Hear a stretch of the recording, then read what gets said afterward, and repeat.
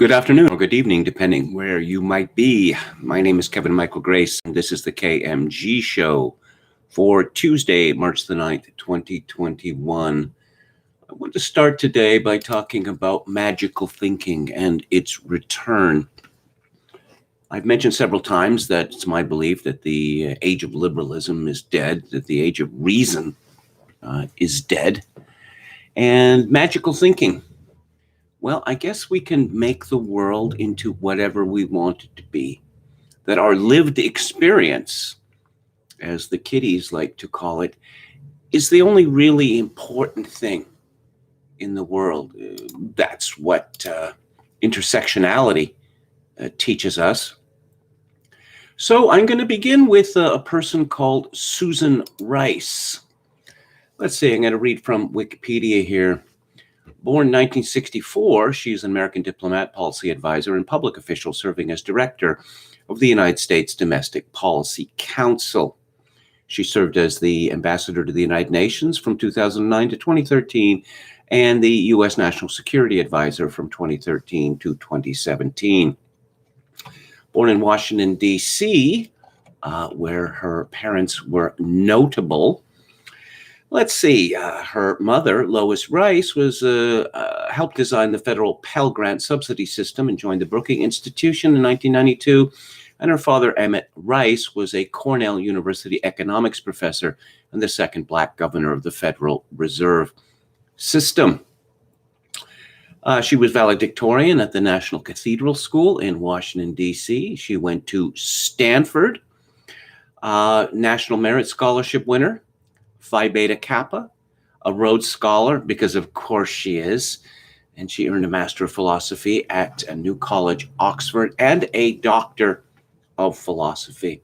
So, a highly rational person, one might think. It doesn't seem so. Here's a story from the Daily Mail.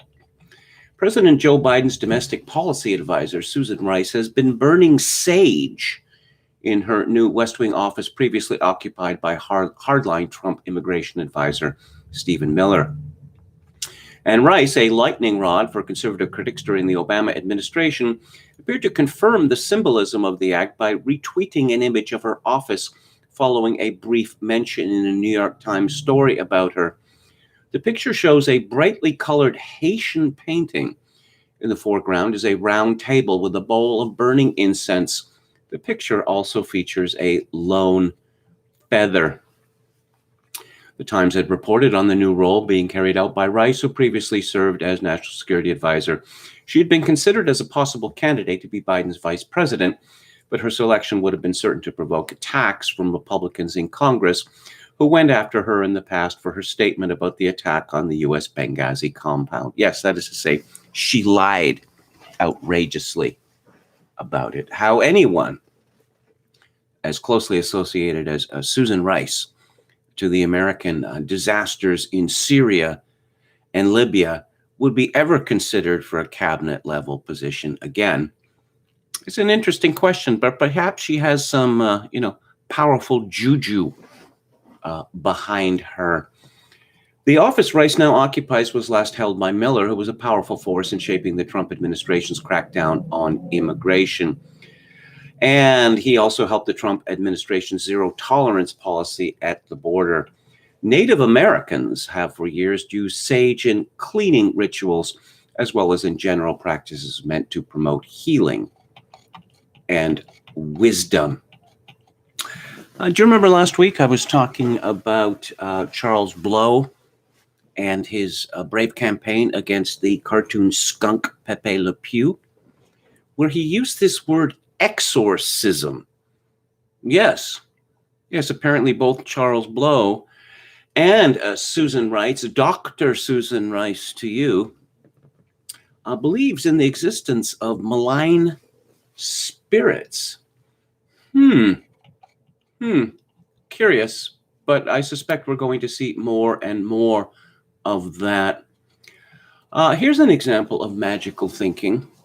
The idea that an infirm, actually senile man close to 80 years old was suitable to be president of the United States, notwithstanding the fact that he barely campaigned, hid in his basement, and seemed to be unable to complete a single sentence without some sort of grammatical error, or even to recognize proper pronouns for his wife, or to be able to distinguish his nieces from his grandchildren or anyone else in the Biden family.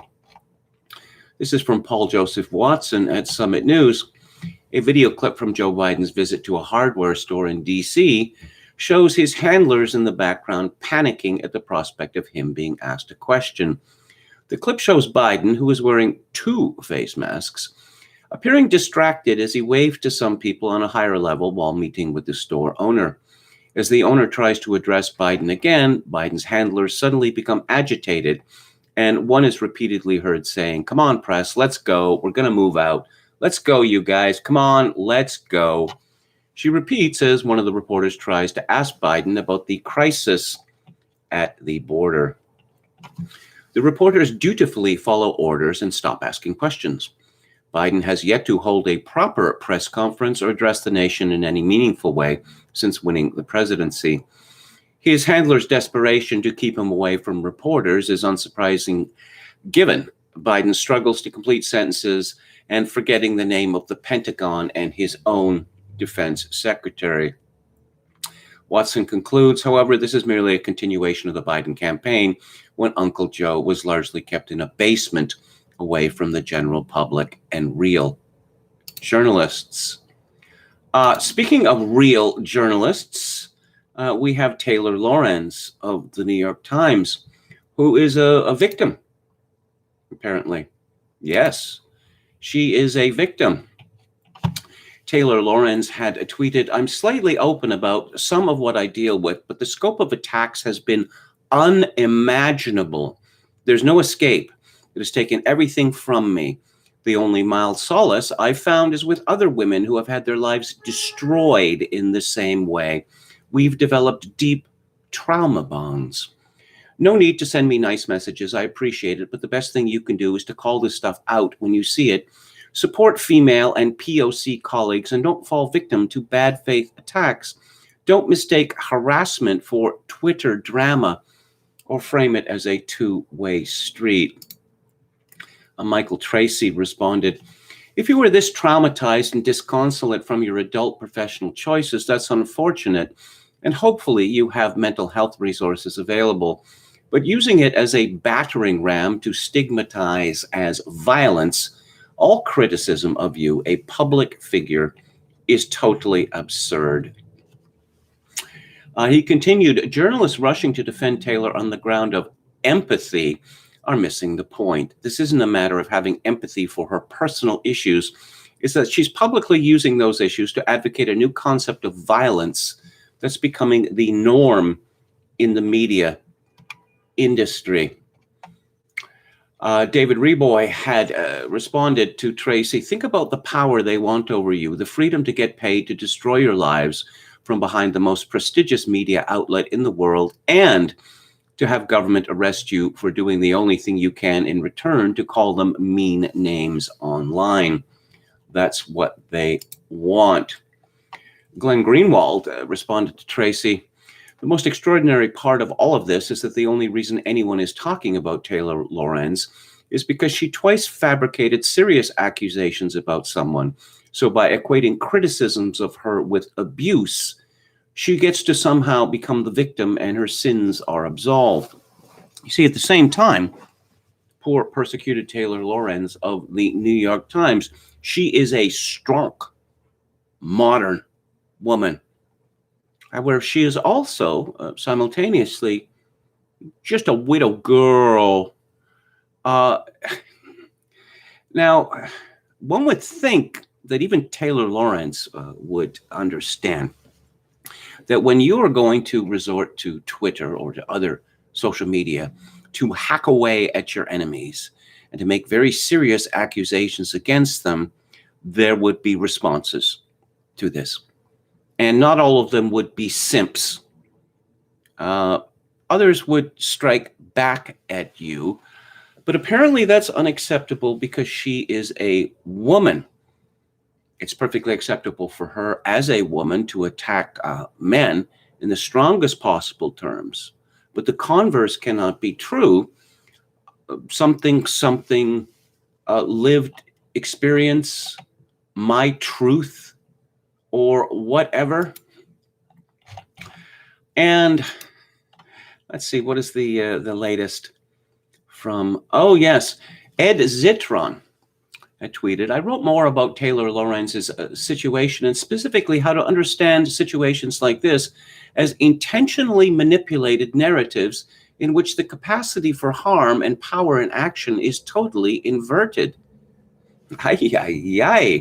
Yes, intentionally manipulated narratives with the capacity for harm equals username available. So what does this fellow Ed Zitron, power simp, have to say? I wrote last week about the harassment that Taylor Lorenz has endured at the hands of powerful men. Boo. And the story has continued to develop at the hands of professional ghoul Glenn Greenwald. His nightmare screed that begins by making light of Taylor saying her life has been ruined can effectively be summarized as she has it easier than other people, and she hasn't faced real persecution in comparison to Julian Assange, which is both a reductive and ridiculous approach to take. It's like saying you shouldn't complain about being stabbed 3 times versus being run over by a tank 3 times, because one is more painful than the other. We are talking about words on Twitter here. It's the classical linguistic tropes of those who have downplayed the effects of bullying, suggested that you should simply toughen up. And it's a truly depressing thing to hear from a person who has absolutely faced abuse in his life. A large part of the issue here is the total failure of a famous journalist to identify the victim and the antagonist and to understand exactly who is suffering here. You know, life is a vale of tears, and they taught me as a boy in Catholic school. Apparently it is a vale of tears, but on the other hand, it shouldn't be a vale of tears. And tears are appropriate for some people, the bad people, white men in particular, but not appropriate for anyone else. Of course, not all journalists are on Twitter, or Taylor Lorenz could take her Twitter account private, but then she wouldn't have all the simps responding to her thirstiness, would she? Zitron continues, Greenwald himself is famous for questioning and revealing the intentions and actions of those in power and has faced brutal harassment as a result of his work investigating the Brazilian government. It boggles my mind that Glenn would see Taylor Lorenz as pretending to report by listening in on clubhouse rooms as a different mechanism of reporting to, say, reporting on Telegram conversations from government officials. I will absolutely admit that it isn't quite on the same scale.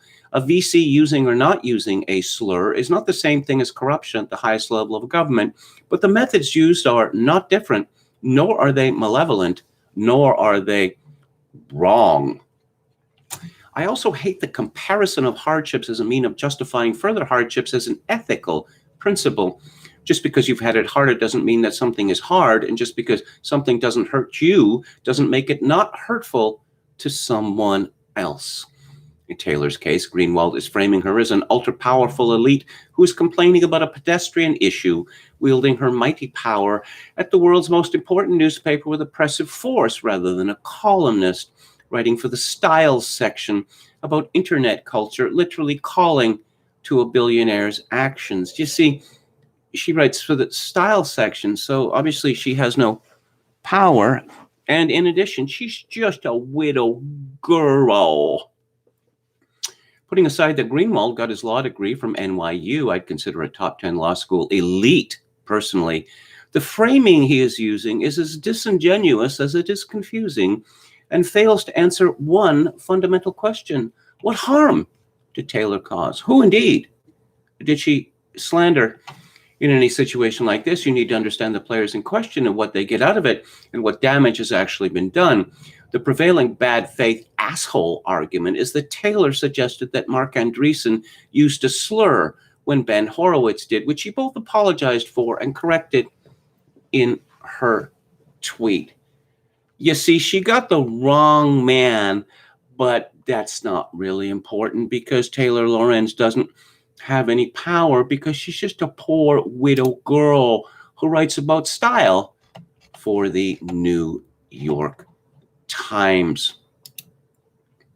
There's a lot of ruin in the nation, as they say, but I'm beginning to wonder just how much ruin there is in Canada. This is again from Paul Joseph Watson at Summit News.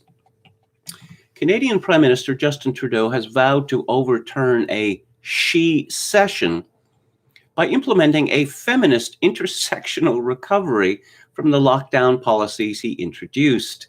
Yes, he really said she session. This crisis has created a she session and has threatened to roll back the hard-fought social and economic progress of all women, Trudeau told reporters. To build a fairer and more equal Canada, we must ensure a feminist intersectional recovery from this crisis. Equal, I think you meant to say equitable. The Prime Minister was responding to a report which found that female employment is 5.3% below where it sat in February 2020, while male employment dropped 3.7%. The reason why women have been hard hit is precisely down to the lockdown policies Trudeau himself has introduced, which is exactly what I said last week, that women have been the head cheerleaders for, and in many cases, the implementers of the sanitary dictatorship, which has destroyed a society and smashed the economy. And now they're complaining that women are hardest hit. Most of the shortfall is attributable to losses in sectors like food services and accommodations, where workers deal directly with the public and have been hard hit by lockdowns and restrictions, wrote CBC News. Yes, who could have possibly seen this coming?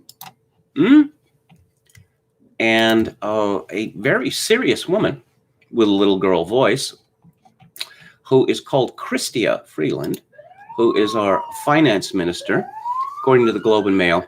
She has announced the creation of a task force on women in the recovery Monday and said better childcare must be part of an economic recovery plan.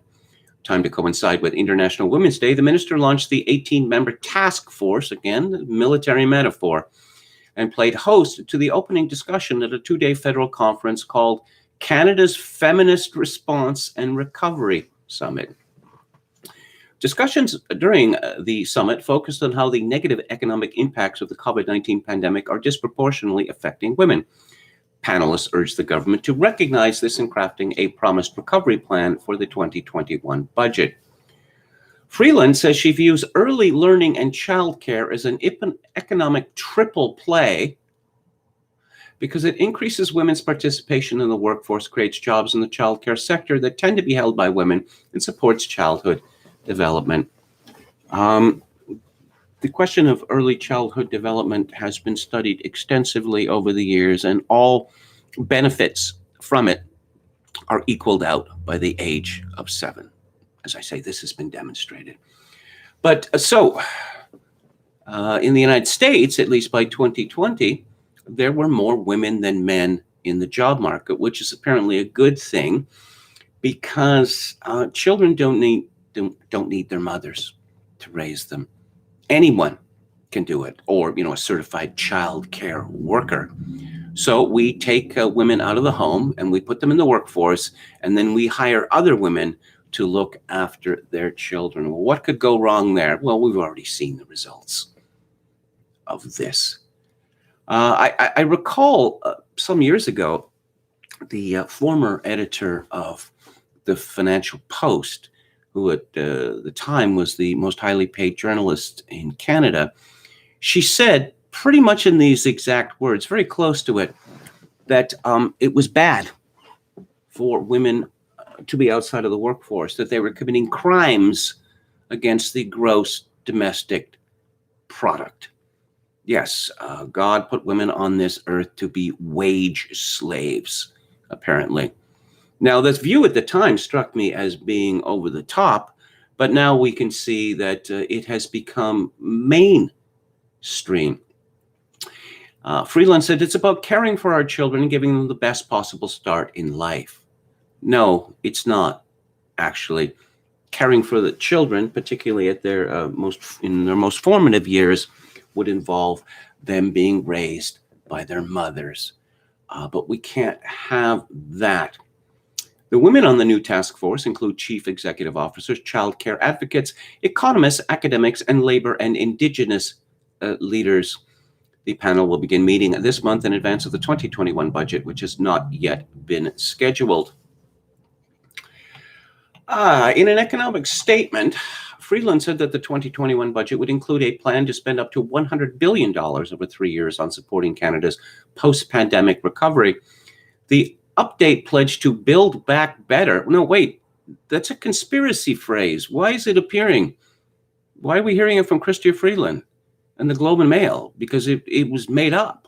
Well, okay, maybe it exists and it doesn't exist at the same time.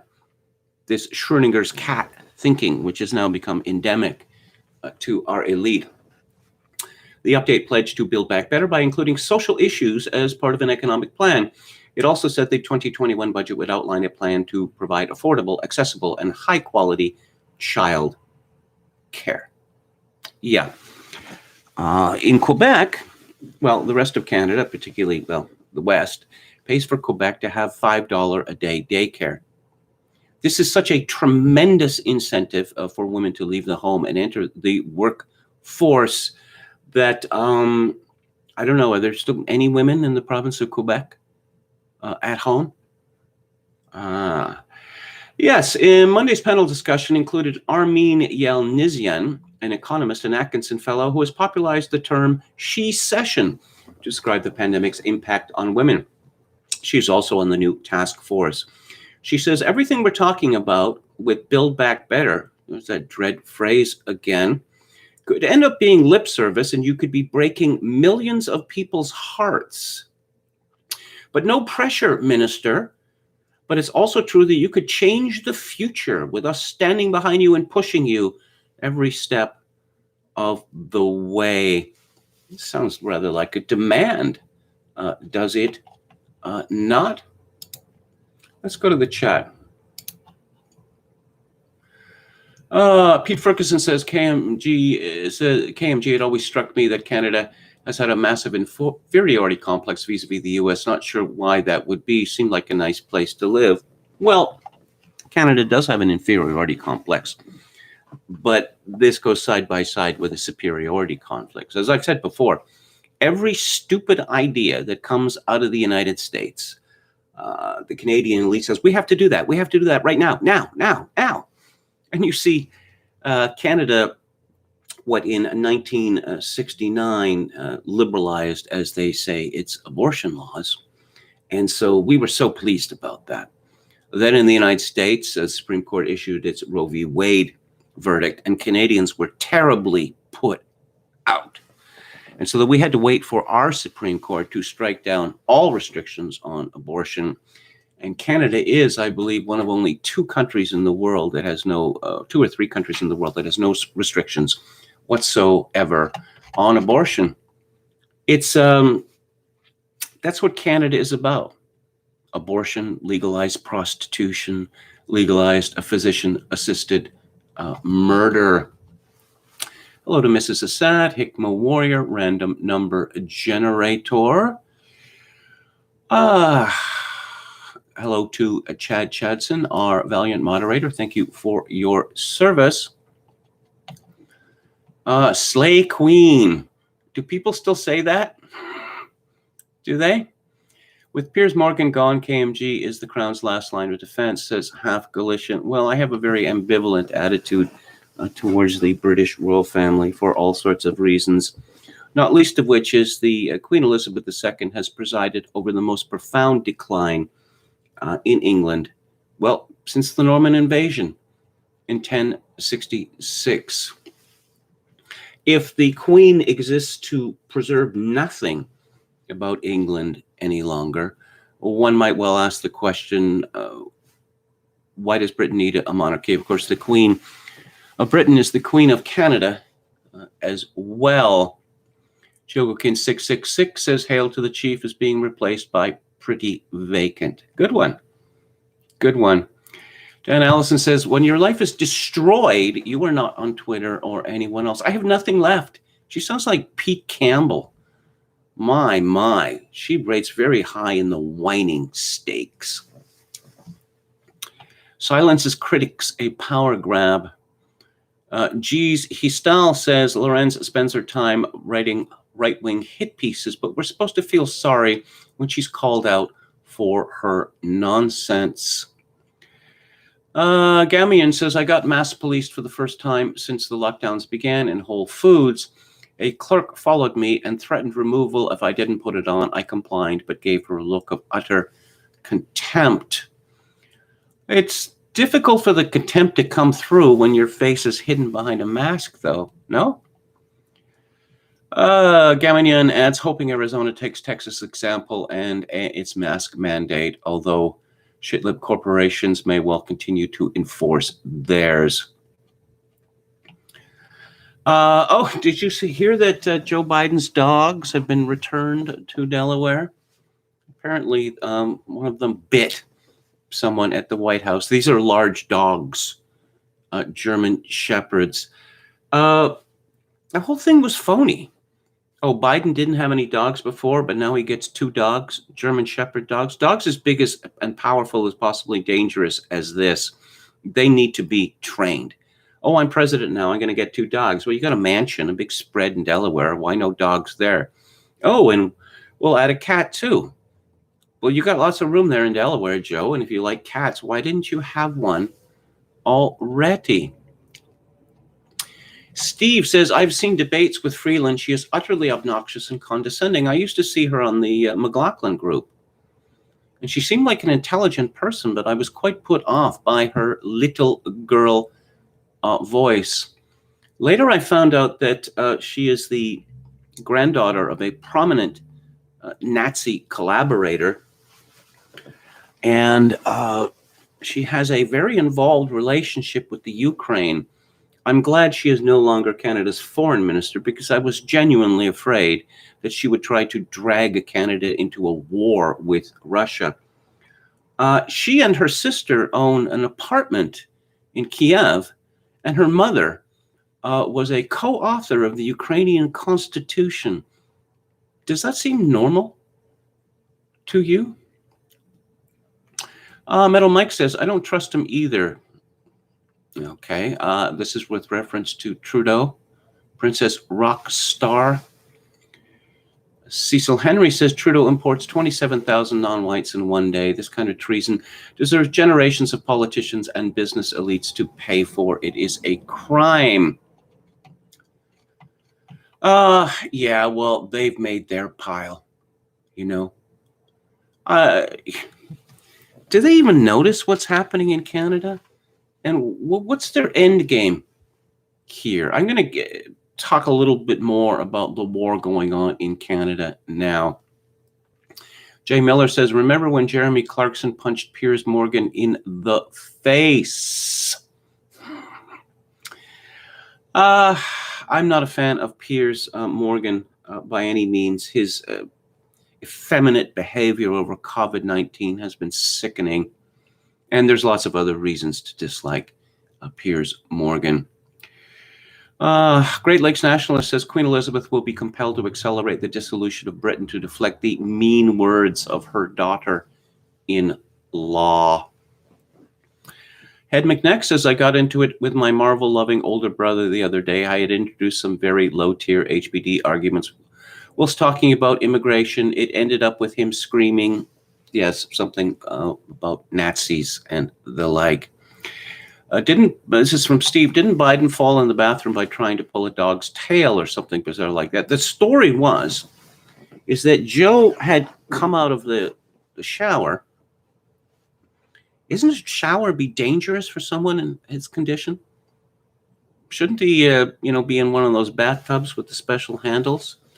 So he was, soaking wet, and water was dropping off him. Supposedly, he went immediately to grab a dog's tail, and the dog bolted, and he got smacked to the floor. Who grabs a dog's tail? Grabbing dogs' tails or cats' tails, those are the sort of things that children do. And you warn them against that.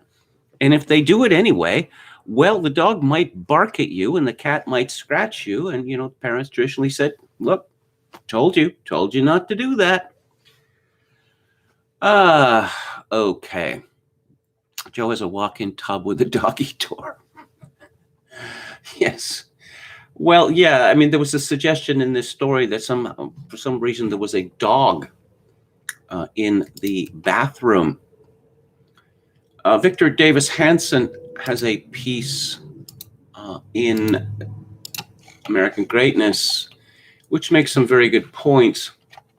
He begins, 2 recent polls suggest wokeism is beginning to recede on a variety of fronts, from less trust in Black Lives Matter and more confidence in the police to suspicion that the Capitol insurrection account is being used to unfairly suppress political expression, while Antifa increasingly is seen as a terrorist organization whose violence has been ignored improperly by authorities. There are tens of millions of Americans who either have been stung or turned off by McCarthyite wokeness and thus have anti-wokeness antibodies. More have been vaccinated from its latest virulent strains by their own values of judging people as individuals, not as racial or gender collectives.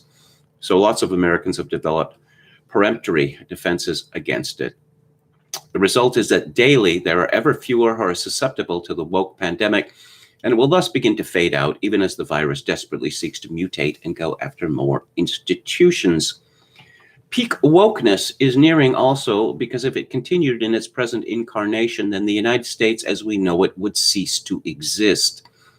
In the sense that 1692 to 93 Salem or 1793 to 94 Paris could not have continued apace without destroying society. Woke leftism exists to destroy and tear down, not to unite and build. It is not designed to play down and heal racial differences, but to accentuate and capitalize on them.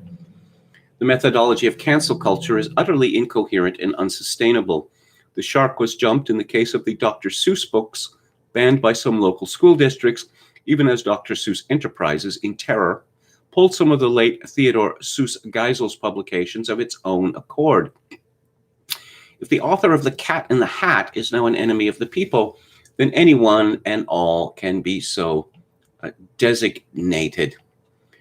What would be the new standards of Trotskyization as we go forth? Can the governor of New York be excused for months of policies that led to nearly 15,000 unnecessary deaths, but not for inappropriate kisses and touching of women? Or will he, as an Emmy-winning woke official, be exempt from punishment for both types of transgressions? Yeah. Wokeness would eventually become an unsustainable economic strain on the system. Wokeness is siphoning off billions of dollars from a productive economy through a sort of value subtracted tax. We're spending a great deal of labor and capital for merit to be replaced in college admissions, in hiring, in grants, in publication, in the selections of awards, and in movies and videos, in everything, as racial, ethnic, and sexual identity considerations replace meritocratic, literary, artistic, and technological criteria. Americans are also investing lots of capital in preempting wokeness, writing, saying, acting in ways that are not productive, but simply defective. At a time of $1.7 trillion in student aggregate debt and existential financial crises in universities during the Zoom virtual campus, is higher education really so rich that can add layers and layers of six-figure income diversity and equity coordinators? Yes, to believe otherwise is to suggest, on, say, May the 1st, 2020, the United States was an utterly racist society without civil rights protections or any repertory programs for those deemed unfairly victimized in the past. Our economy will soon mimic the totalitarian ones of old. Our commissars are like those of the old Red Army, ordering Soviet commanders' counteroffensive during the Great Patriotic War, to ensure that tank battalions were advancing ideologically correctly rather than just tactically or strategically soundly. Melodramatic? Perhaps. But 280 former generals, admirals, and national security officials signed a letter warning that if Trump were to bring in any federal troops to keep the peace after the Capitol violence of late May and early June, yes, everyone seems to have forgotten there was an attempt to storm the White House back then. Riots that saw systematic attacks on police, vandalism, arson, injuries, and looting, and neared the White House grounds, he should be considered a dictatorial threat. There is no role for the U.S. military in dealing with U.S. citizens exercising their constitutional right to free speech, however uncomfortable that speech may be for some, they insisted. The same group remained mute when nearly 30,000 troops flooded the streets of the Capitol in the aftermath of the January 6th riot inside the Capitol building. They maintained their silence as barbed wire and fencing now cordon off the city, and thousands of troops remain without a terrorist or insurrectionist enemy in sight, a militarization of the Capitol not seen since the Civil War. Tolerable and intolerable violence is predicated on ideology, not its nature or magnitude. No society can long exist if it believes that its own founding principles, its customs and traditions, its very origins are evil and must be erased. Tearing down statues of Abraham Lincoln and redefining 1776 and 1787 as 1619 are many things, but one thing they are not is coherent. Trump was considered nutty when he warned that the statue topplers would go from Confederate monuments to Washington and Jefferson, and when they did just that, he was further ridiculed for being prescient. Who were the long-dead men who devised a system whose natural and eventual fruition is what attracts indigenous people from Oaxaca, the destitute from Somalia, or the politically oppressed from Vietnam? If evil white people founded an evil system solely for their own evil purposes, why would anyone non-white dare risk his life to eat from the alluring fruit of the inherently long ago poison-free? Well, I'm going to suggest a hypothesis here. And if we haven't heard this yet from BIPOC people, we are going to hear it soon. That countries such as Canada, the United States, Great Britain have deliberately invited, brought over, enticed non-white people from Africa, the Caribbean, the Indian subcontinent, in order to humiliate them with whiteness. Magical thinking. Apparently, whiteness is equivalent to witchcraft, that white people have magical powers. And they actually come out pretty much and say this now. I mean, I think it makes them look deranged. But despite Hanson's belief that we are approaching peak wokeness, well, there's a lot of ruin in a nation. You know, I'll mention this again.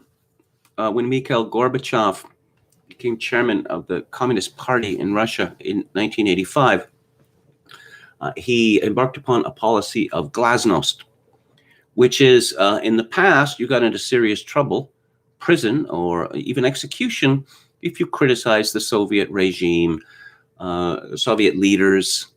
But now this was to be encouraged. So immediately there was a torrent of abuse directed at the Soviet Union, the USSR, that it was bad from the beginning. And guess what? 6 years after Gorbachev ascended to the top, the Soviet Union no longer existed, and it was formally dissolved. And things are moving so quickly in my country of Canada right now that I would not be surprised if 6 years from now Canada no longer existed. The media is increasingly dominated by angry non-white people in my country, and they make no mistake about it. They hate this country. It's wicked. It's always been wicked. Erica Eifel is the co-owner of Not in My Color. She's the co-host of the Bad and Bitchy podcast.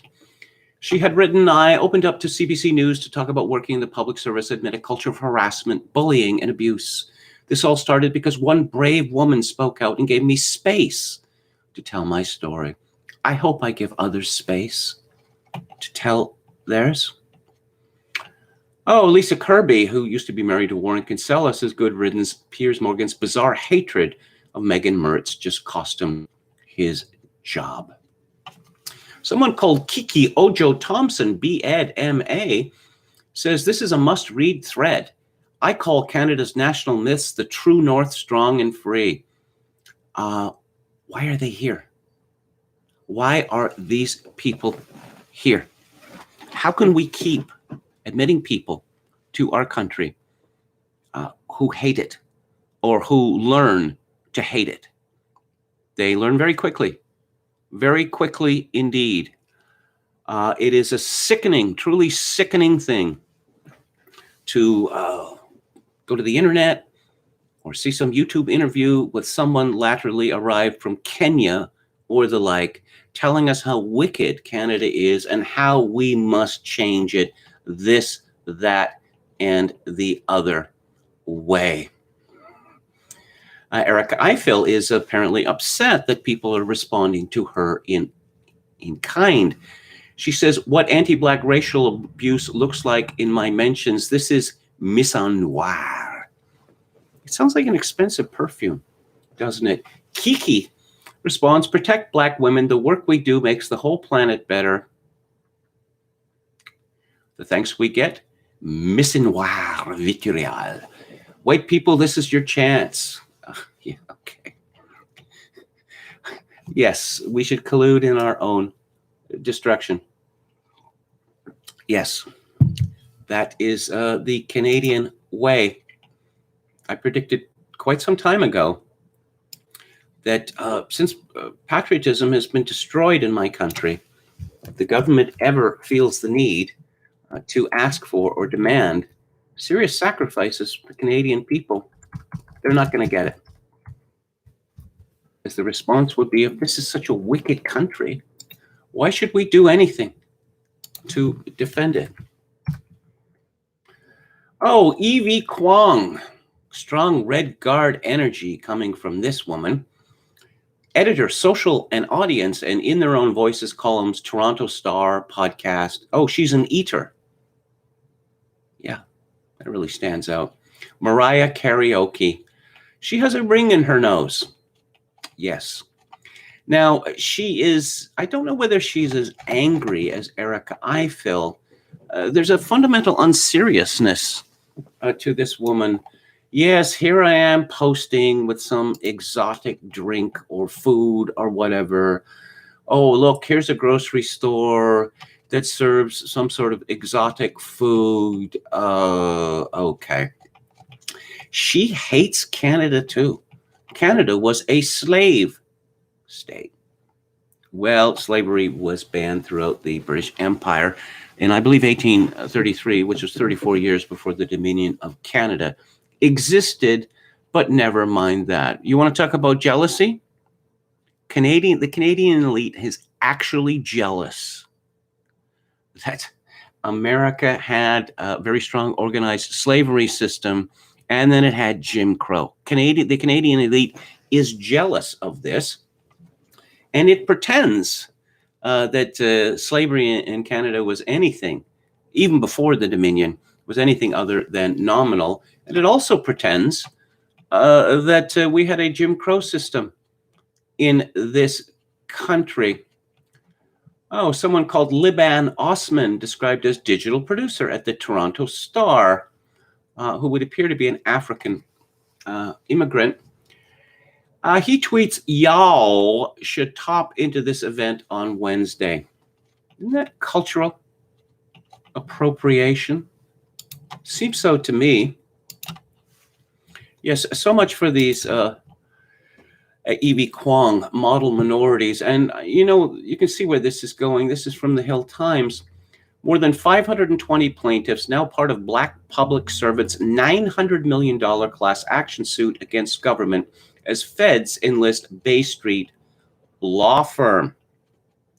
Yes, and what is going to result is that pretty much every Black person, or perhaps non-white person, who has ever served in the Canadian Civil Service is going to join this suit, and they are going to get paid.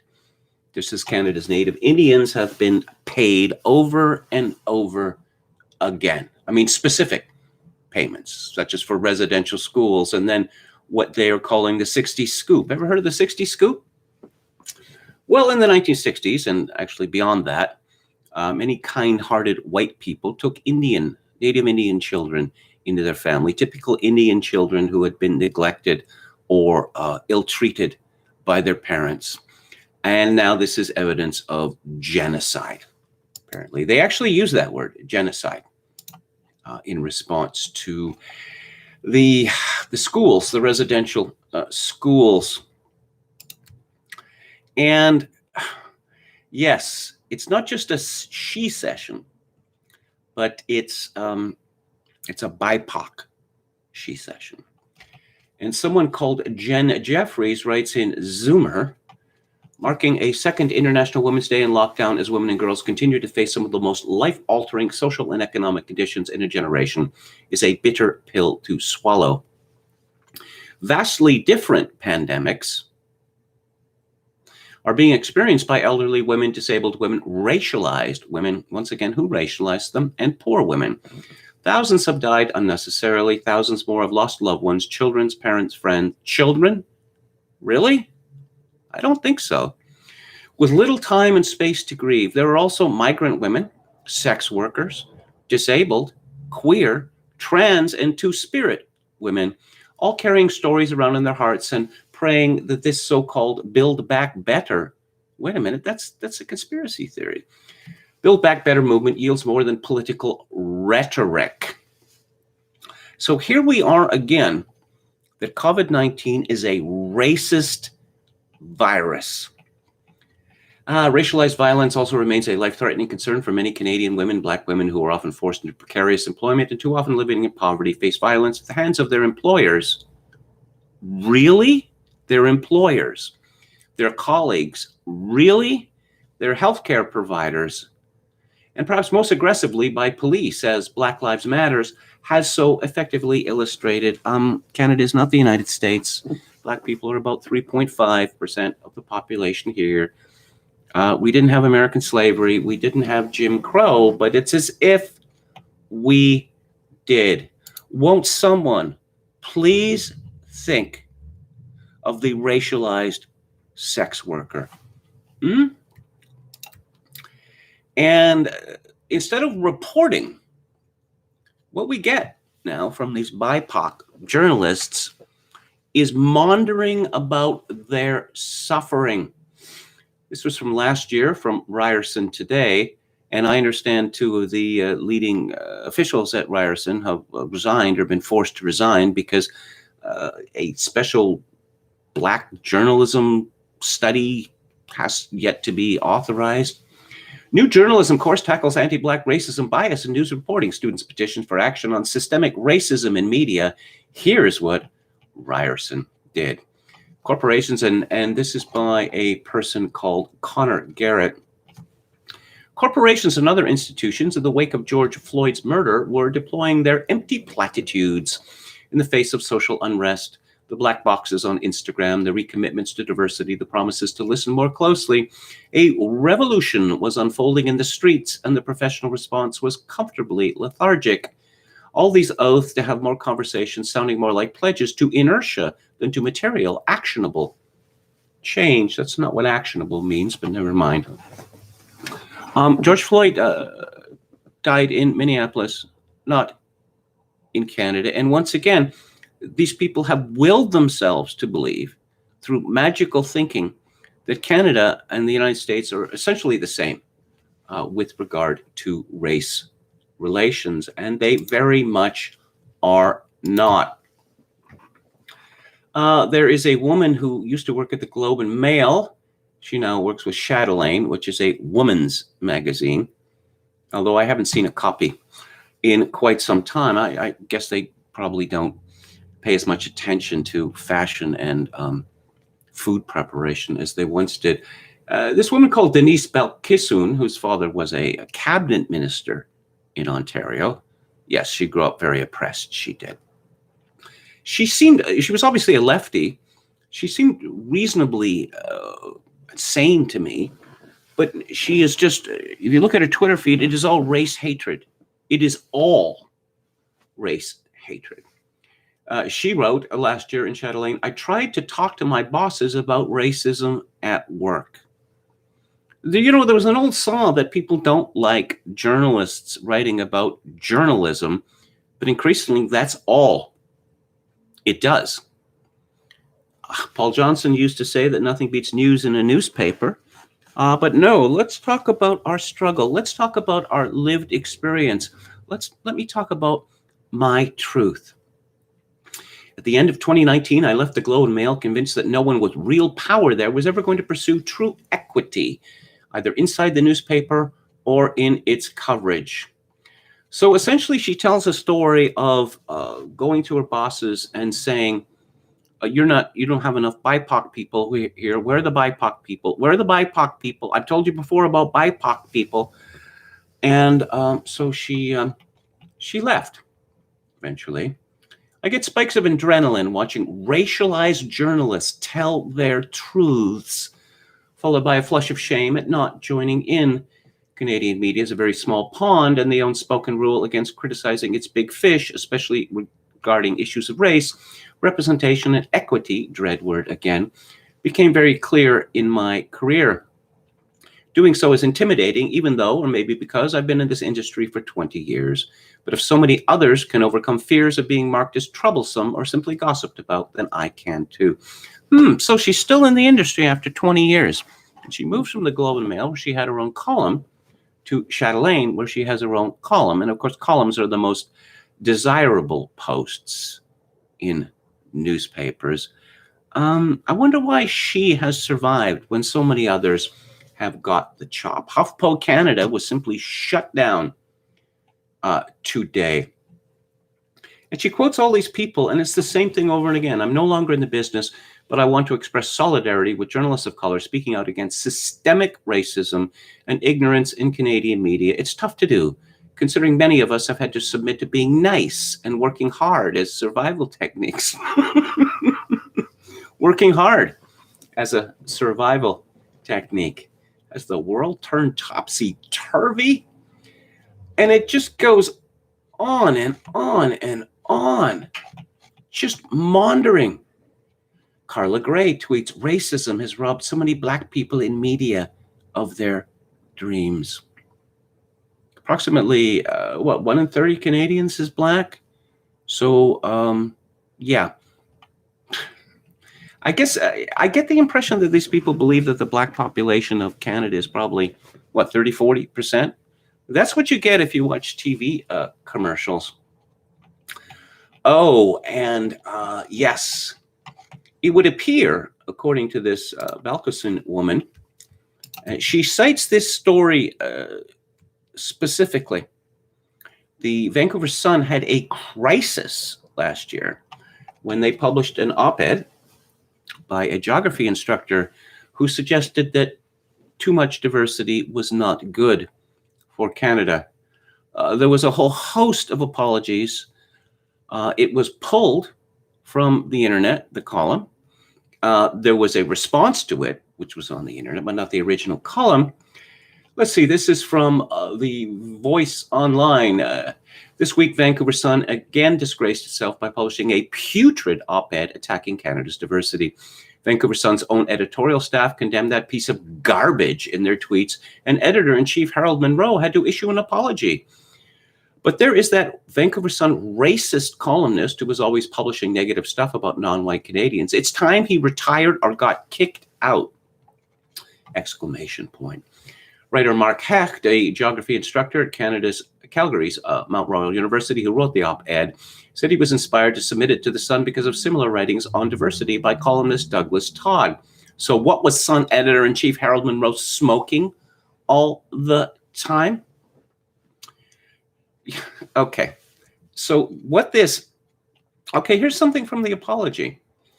An opinion article by Mark Hecht, published in Saturday's Weekend Review section and online, contained views that do not meet the journalistic standards of the Vancouver Sun and do not represent the views of our editors and journalists. The Vancouver Sun is committed to promoting and celebrating diversity, tolerance, and inclusion. Our vibrant community and nation are built on these important pillars. We apologize for the publication of the article. We are reviewing the local workflow and editorial processes to ensure greater oversight and accountability so that this does not happen again. We value the trust that our community and readers place in the Vancouver Sun, and we are committed to continuing every day to earn that trust. Essentially, what this piece is arguing, and what Denise Valkusen agrees with, is that immigrants and their cohorts in Canada, they get to decide what may or may not be said on the subjects of immigration and diversity. Yeah, they're actually saying that. They have the plenary power to veto anything that they do not like.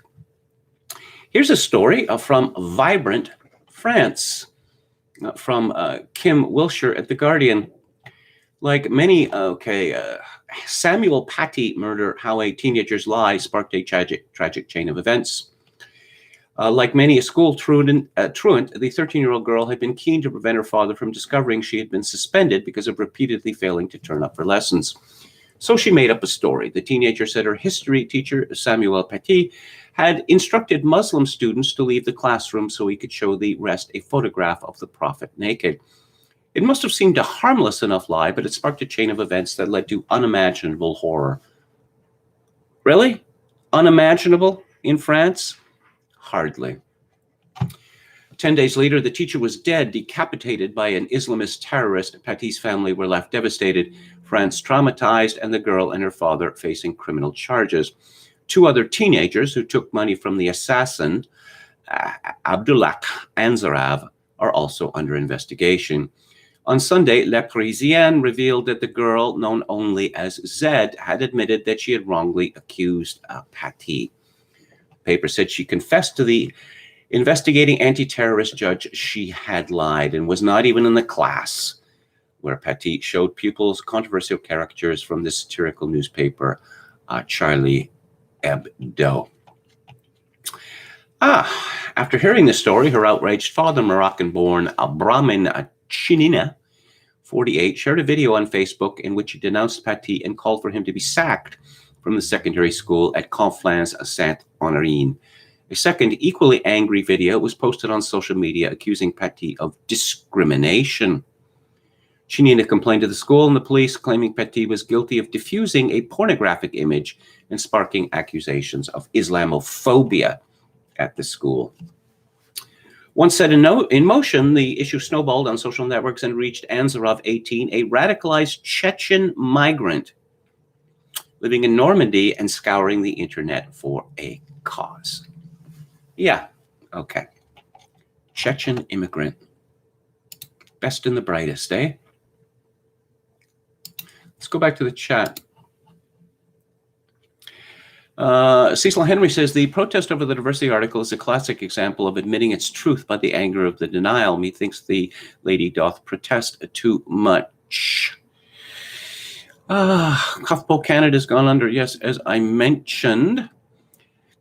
If you watch TV in America, you would think the country is 90% black. Actually, that's a bit of an exaggeration. What I found shocking, since I got TV back in December, is that the overrepresentation of blacks and other minorities is much greater on Canadian TV than it is on American TV, even though the number,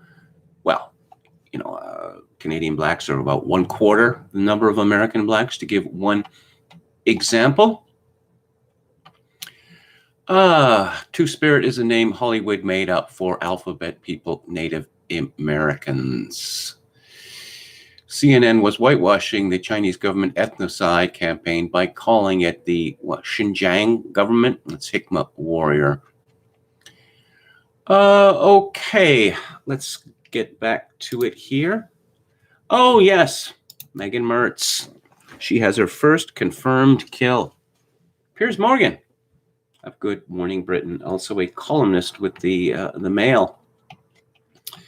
Piers Morgan has sensationally quit Good Morning Britain after the launch of a social media campaign which saw more than 40,000 complaints made to Ofcom. That's the regulator. The tough-talking morning show host, who had helped rocket the ITV show to its highest-ever viewing figures, attracted a backlash on Twitter after casting doubt over Meghan Markle's mental health claims in her explosive interview with Oprah Winfrey. Today, the UK television regulator announced it would launch an investigation following a flurry of complaints driven by a social media campaign against the broadcaster, with many linking to the Ofcom official complaints page. It came after the 55-year-old host today shocked viewers by walking off camera during a heated on-air row with weatherman Alex Beresford. The broadcaster stormed out of the studio saying, "I'm done with this," after being challenged on his position of the Duke and Duchess by his co-star. Afterwards, ITV CEO Carolyn McCall, who formerly worked for the left-wing Guardian, said that the broadcaster's media and entertainment MD, managing director Kevin Ligo, was speaking to Morgan. And this evening, it was announced that Morgan had quit the hugely popular ITV show, which he co-hosted with Susanna Reid. An ITV spokesman told Mail Online, "Following discussions with ITV, Piers Morgan has decided now is the time to leave Good Morning Britain. ITV has accepted this decision and has nothing to add." You know how this typically works, right? Oh, Piers Morgan just decided to walk away from one of the best jobs in Britain at the height of his fame and popularity. He really did that? No. ITV went to Piers Morgan and said, "Look, you're done here. But we want you to say that you have resigned, not that you've been sacked. And here is a big chunk of change and an NDA, which you can sign right here and now." That's how it works. Earlier, Morgan, who had in the evening tweeted a picture of himself with former manager David Ferreter and the message "Trust Your Gut," also addressed his previous comments regarding the Duchess's mental health. Yesterday, he was criticized by the charity Mind after saying he didn't believe a word she said. "I wouldn't believe it if she read me a weather report," he added. Well, yes, as I mentioned earlier, watching Meghan Markle or reading any of the interviews, I'm reminded of what Mary McCarthy famously said about Lillian Hellman. What she said was that every word she writes is a lie, including and the. Hellman sued, but died before the case went to trial. Morgan said, "Let me state for you my record and my position on mental illness and suicide. These are clearly extremely serious things and should be taken extremely seriously. And if someone is feeling that way, they should get the treatment and the help they need every time. And if they belong to an institution like the royal family and they go and seek that help, they should absolutely be given it. It's not for me to question if she felt suicidal. I am not in her mind, and that is for her to say. My real concern was a disbelief, frankly, and I'm prepared to be proven wrong on this, and if I'm wrong, it is a scandal." Yeah, okay, well, I don't believe a word she says either. Oh, she didn't have access to mental health care? Really? Now, why would that be? This is a rich, famous, and powerful woman. And again, as I mentioned yesterday, she seems to think that it's going to make her more sympathetic to the public if she boasts about how she wanted to kill herself and her unborn baby when she was pregnant. A shockingly selfish thing to boast about. But no, I don't believe any of it. But we've seen in Meghan Markle versus Piers Morgan who wins. And so now this weatherman, Alex Beresford, he is benefiting by this. Beresford said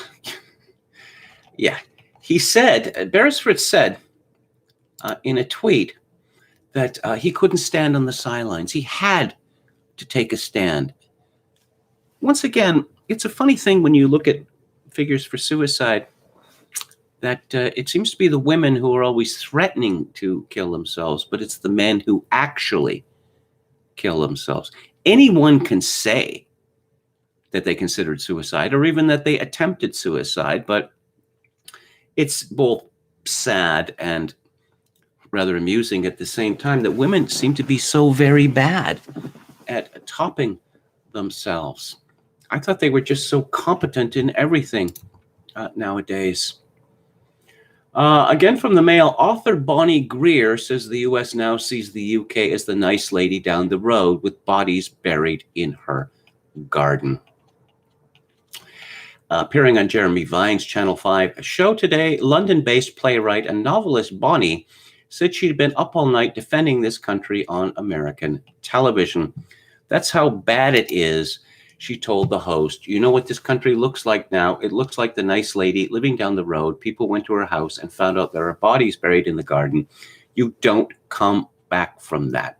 Oh my goodness, Jeremy explained in response, adding, we really do look sinister, do we? Bonnie replied, bad, bad, bad. It's the United Kingdom is at fault. I love this country. Yes, sure you do. This country's been really good to me. No question about that. I'm heartbroken about this because, like I said, I've been on the air last night on American television telling people it's not what you think. No, but she just decided to go on TV and talk about bodies buried in the garden. Because that's the kind of person that she is. And, oh yes, Don Lemon on CNN. I'm looking at a video of him, and I know that standards in broadcast news have declined precipitously. But how does a man as stupid as this managed to be an anchor on CNN? No, I remember. He's a twofer, isn't he? That's how. And someone called Dr. Shola Mos Shogbamimu, she's the author of This Is Why I Resist, lawyer, political and women's rights activist. She speaks with a very thick African accent. And she tweets, for Archie, his proximity to blackness made him subject to racism. Here's why. Speaking with Don Lemon and Kirsten Powers on CNN, proximity to blackness. You mean that he's perhaps kind of black, a very small amount of black, for which he was celebrated, even before he was born, for which his mother or putative mother has been celebrated. But no.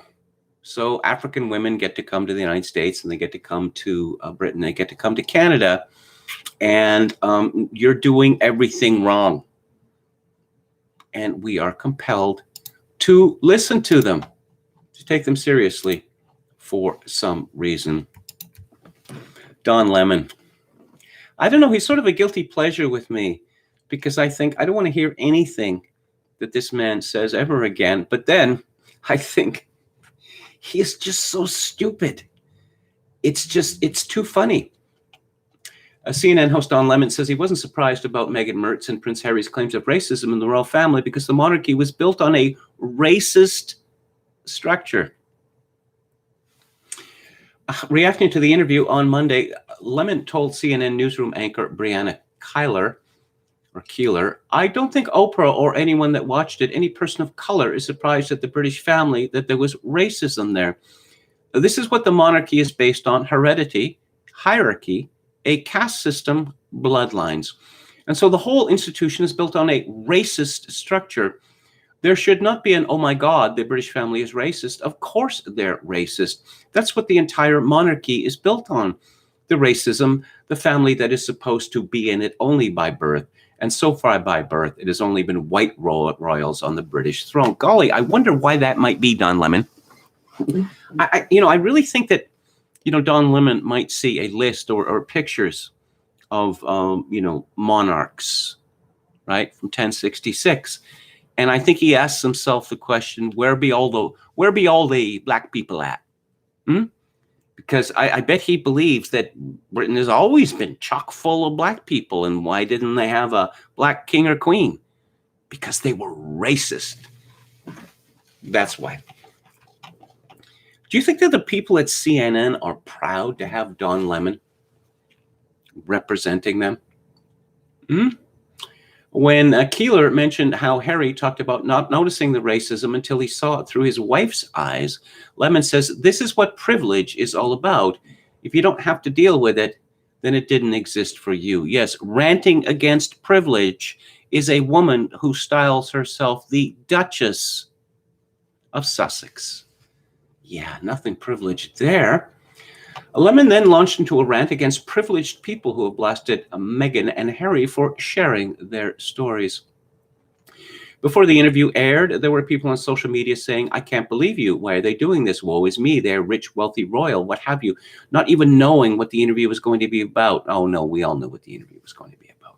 Not even knowing someone else's existence. I don't know what that's supposed to mean. I wonder why these people always try to explain what someone else's experiences are, and why all of these privileged people, most of them on social media, white women, were criticizing Meghan and Harry and Oprah for what they were about to do, and then the interview as well. Why is that? Why do you have to get on social media and weigh in on everything that has to do with Black people and racism? Because Black people never get on social media and go on about racism. No. They're very shy and retiring about the subject, actually. Let me continue. Especially if you are a white person in this country, unless you were going to be helpful and open about it, instead of saying it doesn't exist, oh my gosh, how dare you? Lemon pointed the finger at people who have built their reputations on criticizing people without naming any names. Of course, Don Lemon has not built his reputation on criticizing anyone. I don't know, Donald Trump, say. Every time there is a story about criminal justice or something Black or Colin Kaepernick or Meghan Mertz, they always have to rush to Twitter and criticize someone or get in on it because they want relevance. Yes, Colin Kaepernick became a rich man after being a failed quarterback for saying the NFL is racist, America is racist, all white people are racist. But no one should be allowed to respond to him. Again, this is an example of magical thinking. Oh, why? Why would people feel the need to criticize, to respond in kind? Oh, and this is from the mysterious web publication DNYUZ. BLM co-founder calls for royal family boycott over Markle's racism claims. Yeah, I'm not going to buy any more of the royal family's potato chips anymore, okay? Because I'm just outraged. I'm not going to buy any of their clothing designs, any of their perfumes, none of that. No, boycott the royal family. One of the founders of the Black Lives Matter movement is calling for boycott. Opal Tometi appeared on a TMZ Live to urge people to turn against the monarchy because it doesn't support Black people. In a bombshell interview with Oprah Winfrey, Markle claimed that at least one senior royal raised concerns with Prince Harry over how dark the baby Archie's skin would be, falsely suggesting it was why he was not made a prince. Harry also said racism was a large part of why his family left the UK. Tometi, one of the three women who helped launch the BLM movement, told TMZ Live that people should turn their backs on the royals. Yes. And who is this Opal Tometi woman? Well, she's quite striking looking in her getup, I must say that. Born in 1944, she's an American human rights activist, writer, strategist, and community organizer. She is a co-founder of Black Lives Matters. She's the daughter of Nigerian immigrants, because of course she is. And it's a strange group they've got there at BLM. Patrice Cullors is an Alphabet People activist. She is the author of When They Call You a Terrorist, a Black Lives Matter memoir. Cullors recalls being forced from her home at 16 when she revealed her queer identity to her parents. People didn't use the word in that way back when she was 16. She developed an interest in the Nigerian religious tradition of Ifa, incorporating its rituals into political protest events. And she identifies as queer. In 2016, she married Janaya Khan, a social activist who co-founded Black Lives Matter Toronto. And Janaya Khan identifies as Black, queer, and gender non-conforming. And we have one other founder, Alicia Garza. And I get the impression that she is an alphabet person as well. In 2003, she married Malachi Garza, a transgender man and a community activist. In 2004, she came out as queer to her family. In 2008, she married Malachi and took the name Garza. Is this what Black America looks like? Are they all Nigerian and gender non-conforming? I don't think so. It's just absolutely curious to me how alphabet people culture seems to now dominate Black culture in the United States. I guess nobody really cares about that except for the Hoteps. Let's go back to the chat. Okay. Yeah, I've joked that BLM stands for Black Lesbians Matter. Garza is a Hispanic name. Indeed, it is. I wonder what will happen to CNN when their airport contract expires at the end of the month. Yeah, it's a good question. Okay, I'm not going to use that word.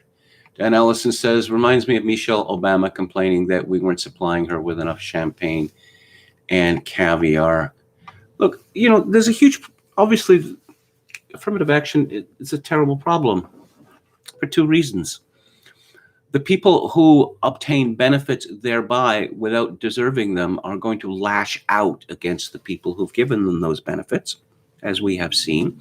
And the people who are genuinely deserving are going to be seething with anger because people look at them and say, well, you're an AA hire. You don't know how to do anything. This was meant to be a temporary measure. But now apparently it is permanent. And the more of it we get, the angrier the intended beneficiaries become. So I am going to return now to James Burnham's The Machiavellians, Defenders of Freedom, and his discussion of Vilfredo Pareto.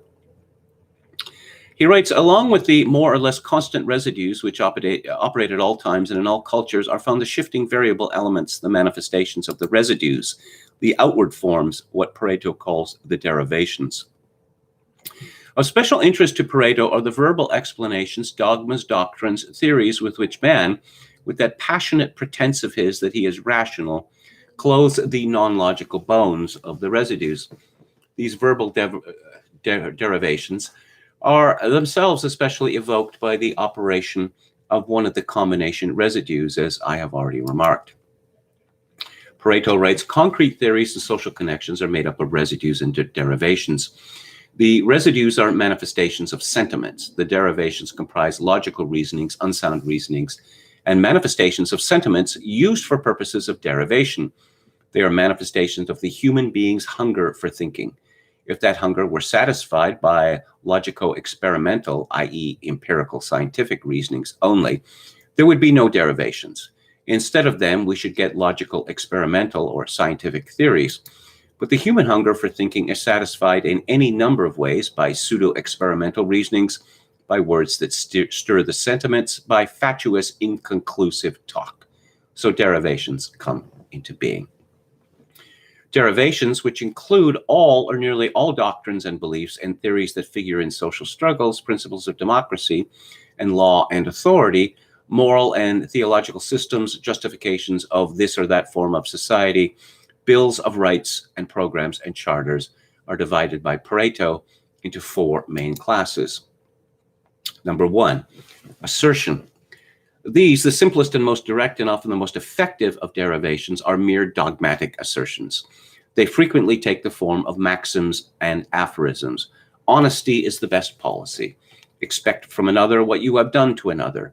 It is better to receive a wrong than to inflict one, the golden rule, and so on. The tone and feeling with which these simple assertions are made and accepted, especially if they are constantly repeated, may give them great persuasive value.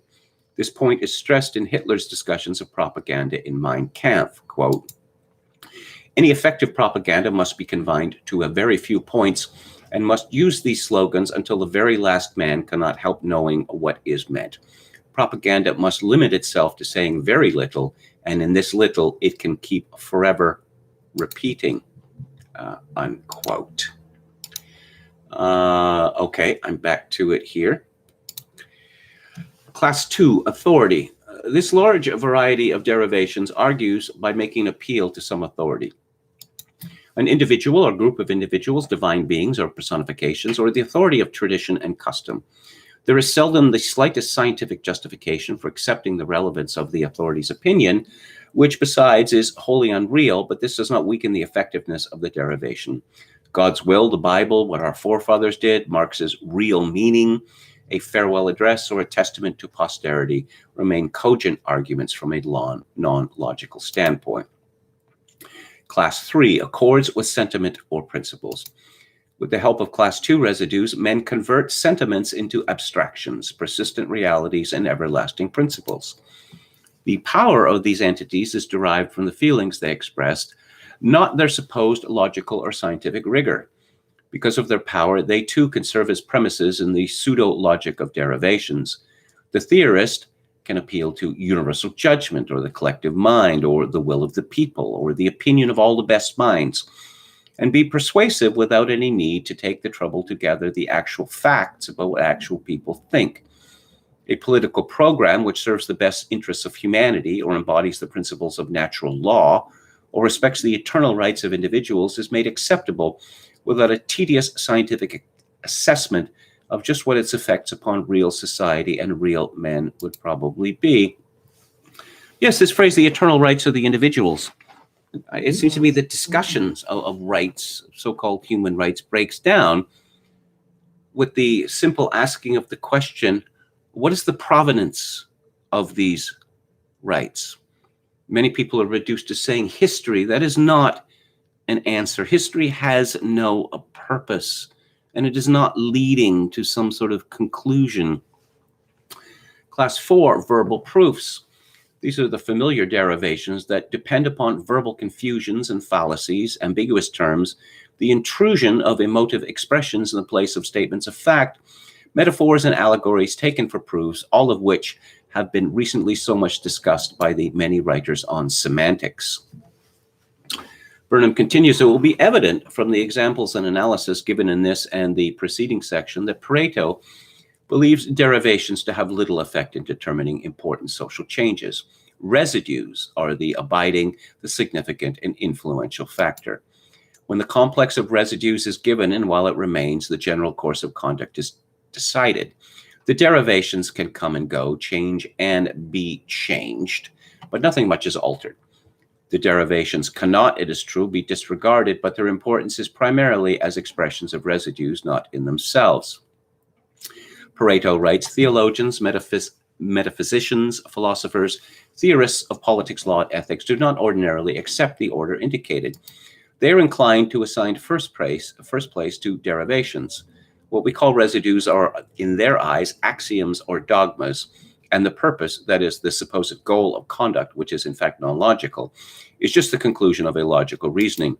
But since they are not, as a rule, in any agreement on the derivation, they argue about it till they are blue in the face and think they can change social conditions by proving a derivation fallacious. This is all an illusion on their part. They fail to realize that their hagglings never reach the majority of men who could not make head or tail to them anyhow, and who in fact disregarded them save as articles as faith, which they assent in deference to certain residues. Yes, we can see this with regards to the whole Black Lives Matter movement. The assertion is made, Black Lives Matter. Well, no one disagrees with that, but what precisely does Black Lives Matter mean? Well, apparently it does not mean all lives matter, and it certainly does not mean white lives matter. It is, in fact, an assertion of superiority and a demand for special treatment and the punishment of real or perceived enemies. Pareto writes, a politician is inspired to champion the theory of solidarity by an ambition to obtain money, power, distinctions. Analysis of that theory would reveal but scant trace of his motives, which are, after all, the motives of virtually all politicians, whether they preach white or black.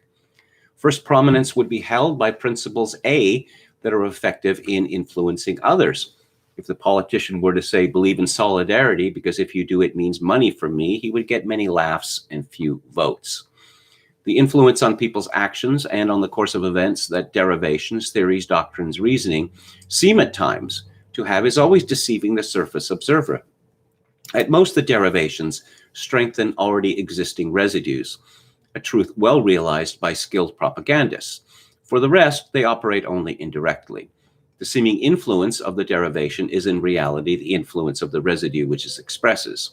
It is for this reason that the logical refutation of theories used in politics never accomplish anything so long as the residues remain intact. Yes, so much for Ben Shapiro's facts and logic. Burnham continues, scientists prove with the greatest case that the Nazi racial theories were altogether false, but that had no effect at all in getting Nazis to abandon those theories. And even if they had abandoned them, they would merely have substituted some new derivation to express the same residues. Pareto, as well as the other Machiavellians, is often charged by sentimentalists with neglecting human ideals and disregarding men's goals. No charge could be more inappropriate. It is the Machiavellians, perhaps more than any other school, who have paid the closest attention to ideals. However, as I have already more than once stated, they do not take ideals and theories accompanying them at face value. They insist on relating the ideals and theories to the whole complex of human behavior and interpreting what men do, not merely by their words, but by their words related to the rest of their actions. Recognizing that moral, social, and political doctrines have little or no genuine scientific content, they do not try to evaluate them through a superficial examination of the words that appear in them, nor do they expect to understand and predict the course of social events by accepting the verbal nonsense that a constitution or platform or political speech may contain. Often they discover that the actual effects of a doctrine are completely at variance with the results that it claims to be able to accomplish. This is a discovery not without its practical importance if we are interested in the welfare of society. Let us take as another example of their method a brief analysis by Pareto of the widespread modern derivation, humanitarianism. He writes, the weakness of the humanitarian religion does not lie in the logico-experimental deficiencies of its derivations. From that standpoint, they are no better and no worse than the derivations of other religions. But some of these contain residues beneficial to individuals and society, whereas the humanitarian religion is sadly lacking in such residues. But how can a religion that has the good of humanity solely at heart, and which is called humanitarianism for that very reason, be so destitute in residues correlated with society's welfare? The principles from which the humanitarian doctrine is logically derived in no way correspond with the facts. They merely express in objective form a subjective sentiment of asceticism. The intent of sincere humanitarians is to do good to society, just as the intent of the child who kills a bird by too much fondling is to do good to the bird. We are not, for that matter, forgetting that humanitarianism has had some socially desirable effects. For one thing, it has contributed to the mitigation of criminal penalties, and if among these some were beneficial so that society has suffered from their mitigation, there were others that were useless so that by their mitigation society has gained. And so for the democratic religion in general. The many varieties of socialism, syndicalism, radicalism, Tolstoyism, pacifism, humanitarianism, solidarism, and so on, form a sum that may be said to belong to the democratic religion, much as there was a sum of numberless sects in the early days of the Christian religion. We are now witnessing the rise and dominance of the democratic religion, just as the men of the first centuries of our era witnessed the rise of the Christian religion and the beginnings of its domination. The two phenomena present many profoundly significant analogies. To get at their substance, we have to brush derivations aside and reach down to residues. The social value of both of those two religions lies not in the least in their respective theologies, but in the sentiments that they express. As regards determining the social value of Marxism, to know whether Marx's theory of surplus value is false or true is about as important as knowing whether and how baptism eradicates sin in trying to determine the social value of Christianity, and that is of no importance at all. Tomorrow, I will begin to discuss Pareto and the concept of social utility. Let's talk about masks. They're everywhere. They are, it seems, choking the world. And that is not an exaggeration. Peter Hitchens, he warned about this several months ago. Brian Jundeff at American Thinker writes, masks have been a permanent staple of American life for the past year. Recommendations change, like spring weather, from none to one to two or more, all based on flimsy evidence from the Follow the Science crowd. Last March, the World Health Organization recommended no masks for individuals unless they are sick with COVID or caring for someone who is sick. The esteemed Dr. Anthony Fauci agreed, saying there is no reason to be walking around with a mask, and often there are unintended consequences, unquote. Last month, Dr. Fauci made the case for 2 masks. After all, if one is good, 2 or more must be better. Try that with your prescription medications and see how that works out. Governor Newsom wants his California subjects to wear 2 masks, hoping to suffocate voters ahead of his recall election. He describes states that are now ditching their mask diktats absolutely reckless. He did not apply that descriptor to himself after posting a video of himself inside a restaurant in an area of the state where indoor dining is still banned in response to the coronavirus pandemic. The unintended consequences Dr. Fauci referred to included face touching as people fiddle with their hands, contaminating their faces and fingers, defeating the purpose of a face covering. There is also another consequence receiving no attention: mask pollution. Masks act as air filters rather than barriers. A barrier would be one of those space suits with a self-contained breathing apparatus worn by researchers in the most secure biolabs like the one at Fort Detrick. Masks filter the air to a greater or lesser degree depending on the type of mask and fit. As filters, masks capture virus in inhaled room air or exhaled by the mask-wearing person if they carry the virus. Masks are like the filters in your furnace, capturing dust blowing through your ventilation system, turning the filters black. If such a filter was in the ventilation system of a bioweapons lab capturing lethal viruses, would it be tossed in the trash along with coffee cups and candy wrappers? It certainly would not. Instead, it would be considered hazardous biowaste, decontaminated and disposed of safely. Why are not masks treated similarly? If masks are filtering out the deadly coronavirus, why are they not treated as medical waste rather than normal trash tossed on the ground or in the nearest rubbish bin? Beyond the biohazard risk, what are masks doing to the environment? The UK alone will generate yearly mask waste equivalent to over 5 Eiffel Towers. Add in the rest of the world, and it's an Eiffel Tower of masks every day. Another UK analysis calculated that single-use masks made from multiple layers of plastic worn by every person in the UK for a single day would create 66,000 tons, that's metric tons, about 2,200 pounds, of contaminated plastic waste and create 10 times more climate change impact than using reusable masks. Cloth masks are often washed after a day of use, but surgical masks are not. Disposed of at the end of the day, dropped in trash cans in parking lots or whatever. Masks take 450 years to biodegrade. How many will end up in oceans and landfills, contaminating water and food chains with microplastics? Will sea animals become entangled in elastic mask straps as they are with plastic 6-pack rings?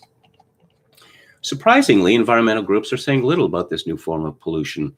The BBC at least acknowledged the problem, as did Oceans Asia, but the Green New Deal gang on this side of the pond does not seem concerned. Microplastics in masks, which contain toxic chemicals released during the degradation process. Masks don't grow on trees, requiring energy and raw materials production. Plastics are petroleum-based, not magically grown from wind or solar energy. Ironically, those on the left pushing universal masking are trying to ban the source of these masks. There's also the disposal problem.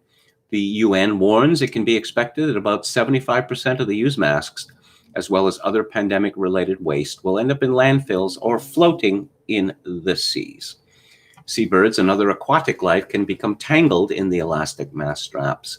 Animals may ingest the masks or microplastics, harming them or contaminating the food chain. Plastic gloves, also in common use these days, are derived from fossil fuel-based plastics and take hundreds of years to degrade, shedding microplastics into the environment. Where are the climate warriors? As states end their mask mandates, climatistas should be cheering. Instead, President Biden refers to this environmentally friendly move as Neanderthal thinking. Greta Thunberg, I won't repeat that phrase, should be wagging her finger at Dr. Fauci and state governors who want to keep everyone perpetually masked, creating tons of environmental waste. But it appears that people are noticing. Once again, from Paul Joseph Watson at Summit News, divers in the Philippines have discovered single-use face masks and other PPE covering precious coral reefs and being consumed by marine life as the impact of lockdown takes its toll on the environment. While the media and groups like the World Economic Forum have hailed the impact of lockdown, celebrating it for reducing carbon dioxide emissions and creating quieter cities, the real environmental impact has gone largely unreported. Personal protective equipment is washing up on coral reefs close to the Philippine capital, Manila, reports the BBC. According to an estimate by the Asian Development Bank, during the peak of the COVID-19 outbreak, the city could have been generating up to 280 tons of extra medical waste per day. Divers from the Anilao Scuba Dive Center explained how they studied the coral reef after the country's initial lockdown and found that it was littered with masks and PPE. Just 10 minutes into the dive, we saw around 10 to 12 masks, and we never had that before, said one of the divers. Trash collected by the divers included lots of blue single-use face masks in addition to face shields and other COVID-19 related junk. As we highlighted back in December, a report by Oceans Asia concluded that around 1.5 billion face masks will be dumped into the sea and further contaminate the oceans with harmful plastic and damage vulnerable marine ecosystems. Marine plastic pollution kills 100,000 marine mammals and turtles, over 1 million seabirds, and even greater numbers of fish, invertebrates, and other marine life, states the report, noting that penguins in Brazil have been found dead with masks inside their stomach. The masks will contribute an estimated 7,000 tons of plastic to the oceans, adding to the 269,000 tons already polluting the water. But our intentions were good. Isn't that what we always say? And moving on, let's look at William Briggs, see what he has to say. Yes, masks. Well, I guess people are sick of them. Well, some people are sick of them. A lot of people are sick of them. There are a great number of people, mostly women and effeminate men, who seem to love the masks. It has been very windy here in Victoria in recent weeks, and I continue to be astonished when I'm out on the streets and I see people wearing masks when the wind is gusting sufficient that people have to, spread their feet on the street in order to avoid being buffeted. No, but they got the masks on because apparently the atmosphere represents a gigantic threat to them. People don't seem to have any idea just how vast the atmosphere is. So the CDC has a mask study. Here's the study link from Briggs. To examine the association of state-issued mask mandates and allowing on-premises restaurant dining with COVID-19 cases and deaths during March 1st to December 31st, 2020, county-level data on mask mandates and restaurant reopenings were compared with county-level changes in COVID-19 case and death growth rates relative to the mandate implementation and reopening dates. Briggs comments, so they ignore the January peak and subsequent dramatic fall, which is seen below. A cynic would say, because those numbers aren't helpful to their thesis, but a mass cultist would cry, late data. He'd have a point, but it's weak, because we know deaths begin to drop every middle January. The immediate problem is that population-heavy counties differ in all sorts of ways, surely causally related to corona doom health from scantily populated counties, like age, fitness, fatness, access to quality physicians, and not the increasing number of quacks, and so on. The biggest is probably compliance rates. So the CDC comes up with its study, and it finds, yes, the biggest claim they make regarding deaths is 1.9 percentage points, which is surely in the room for error, given the causal effects not measured, but which we agreed are there. And don't forget, these are parametric, not predictive estimates, meaning almost certainly the predictive estimates would show no effect. Most of us saw panic over Texas returning to liberty, but don't forget many Texans, especially outside cities, were mask scofflaws. Other states have since followed Texas, but also recall some states never panicked. And he produces, well, many people saying this, that there doesn't appear to be any evidence that states which required mask usage, that their outcomes were in a measurable, important way different from those that didn't. But I suppose that doesn't really matter, because wearing masks lets the world, it's a signifier. It's a message to the world that says, I care. And if you're not wearing one, or maybe two or three, that's a signifier too. You're sending a message to the world, I don't care. I'm a selfish person. That's what we've been told at any rate. And let's go to a lockdown skeptics. And yes, they have changed the way that it's laid out, which I find a little confusing. I'm sure I will get used to it. It notes the partial easing of lockdown restrictions in Scotland. From Friday, up to 4 Scots from 2 households will be allowed to meet for social and recreational purposes, as well as essential exercise, meaning private garden parties and picnics in parks will be permitted. Could you imagine on January 1st of last year that you would be getting diktats from governments about how many people are allowed to meet under any circumstances, and for what purposes they will be allowed to meet? Yeah. Up to 2/3 of serious COVID infections are caught in hospital study. An important preprint was published last week by Public Health Scotland, looking at how all 205,000 people eligible for shielding, the clinically extremely vulnerable, about 3% of the population, have fared during the COVID-19 pandemic. The researchers matched all 160,000 positive cases of COVID-19 as of January the 8th to individuals in Scotland to form a complete picture of the course of their illness in order to evaluate the effectiveness of the shielding program.